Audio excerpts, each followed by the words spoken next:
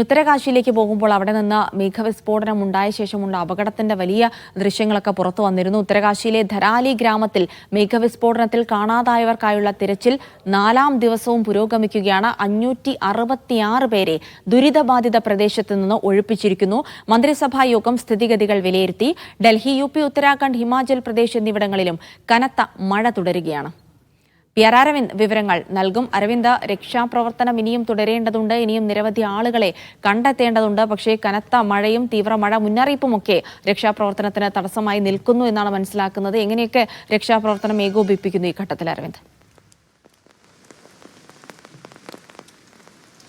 ജിൽസി, രക്ഷാപ്രവർത്തനം മന്ദഗതിയിൽ തന്നെയാണ് മുന്നോട്ട് പോകുന്നത്. അതിന് പ്രധാനപ്പെട്ട കാരണമെന്ന് പറയുന്നത് പ്രതികൂല കാലാവസ്ഥയും അതുപോലെ തന്നെ കഴിഞ്ഞ ദിവസമുണ്ടായ മണ്ണിടിച്ചിലടക്കം ഈ ധരാലി ഗ്രാമത്തിലേക്കുള്ള റോഡുകൾ പൂർണ്ണമായും തകർന്നതാണ്. ഈ രക്ഷാദൗത്യത്തിനുള്ള ഉപകരണങ്ങൾ അങ്ങോട്ട് എത്തിക്കുന്നതിൽ വലിയ രീതിയിലുള്ള ബുദ്ധിമുട്ടുകൾ നേരിടുന്നുണ്ട്. അതുകൊണ്ട് തന്നെ ജനങ്ങളെ അടക്കം അവിടെ നിന്ന് മാറ്റുന്നത് ഇതിനോടകം തന്നെ 700ഓളം പേരെ ദുരിത മേഖലയിൽ നിന്ന് അവരെ സുരക്ഷിത മേഖലയിലേക്ക് മാറ്റിയിട്ടുണ്ട്. ഇത് വ്യോമമാർഗമാണ് സാധിച്ചത്. പക്ഷേ ഈ റോഡുകൾ പൂർണ്ണമായും തകർന്നത് ഇത് രക്ഷാപ്രവർത്തനത്തിനെ വലിയ രീതിയിൽ ബാധിക്കുന്നുണ്ട്. കൃത്യമായ കണക്കുകൾ എത്ര പേരാണ് ഇത്തരം കാണാതായെന്നുള്ള കണക്കുകൾ പോലും സർക്കാരിന്റെ ഭാഗത്ത് നിന്ന് ഇതുവരെ ഔദ്യോഗികമായി ലഭിച്ചിട്ടില്ല. ലഭിക്കുന്ന വിവരങ്ങൾ പ്രകാരം 60ലധികം പേരെ കാണാതായെന്നാണ് നമുക്ക് മനസ്സിലാക്കുന്നത്. പ്രാദേശിക മാധ്യമങ്ങളടക്കം 100ലധികം കണക്കുകൾ പറയുന്നുണ്ട്. ആ സൈനികരെ കാണാതായിട്ടുണ്ട്.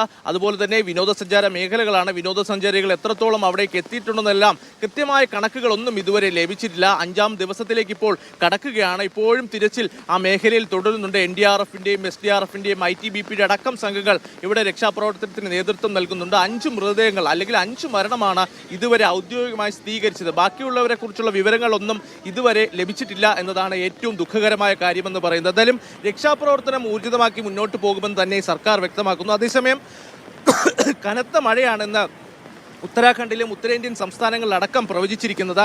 ഡൽഹിയിൽ രാവിലെ തന്നെ കനത്ത മഴയുണ്ട്. ഉത്തരാഖണ്ഡിലും സമാനമായ സാഹചര്യം നിലനിൽക്കുന്നു എന്നതാണ് നമുക്ക് മനസ്സിലാകുന്നത്.